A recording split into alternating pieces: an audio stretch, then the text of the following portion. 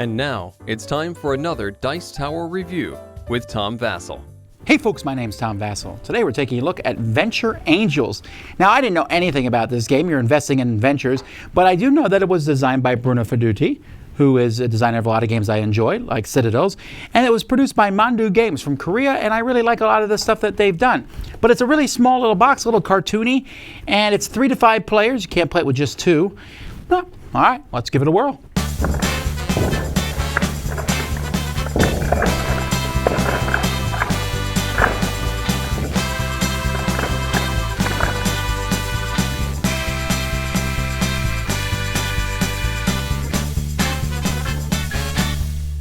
Each player in the game is going to get their own set of chips here. So we have 0, 2, 3, 3, and 4.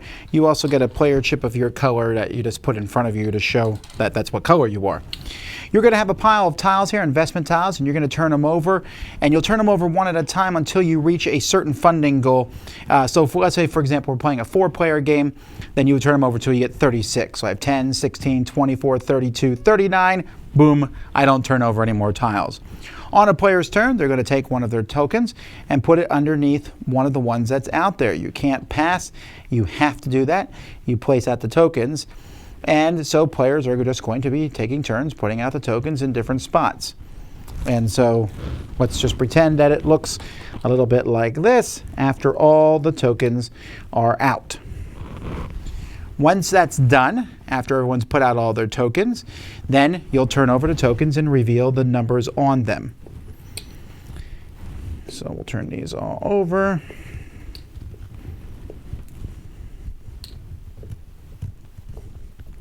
All right, if the total number of tokens at something exceeds the amount that's there, if it's the biggest amount total. So I'm going to look at all of them. So here we have 7, 11, 14, 6, 8, 11, 6, 10, 6, 9, 11. So this one here, 7, 11, 14, this has the most. It doesn't matter. It's frothy. It's out. No one can win that one.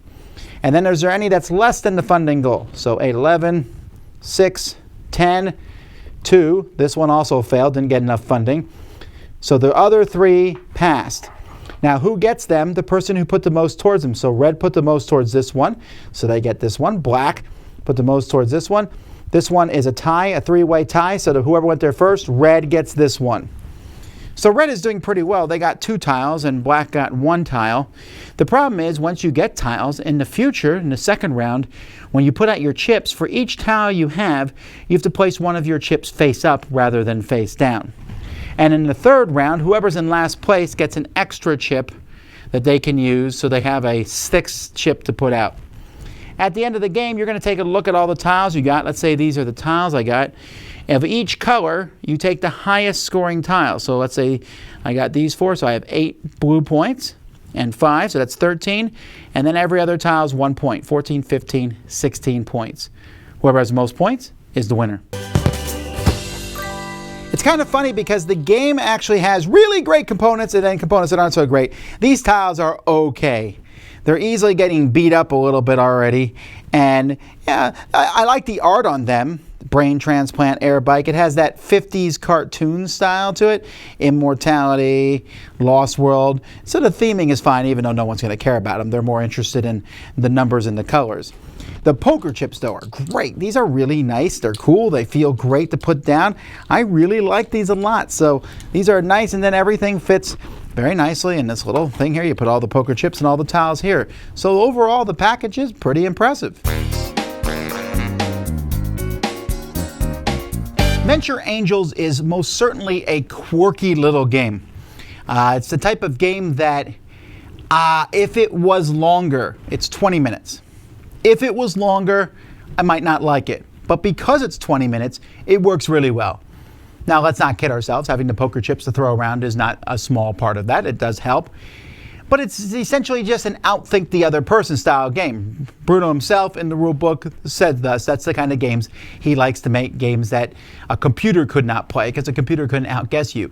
So you're putting out these poker chips and you could really make sure you win something, but you might not because there might be the most investments. It's interesting that one of these goes away. So there's that, and then anything that doesn't reach its funding goes away too. So you have to compete with each other, or you have to go all in for something.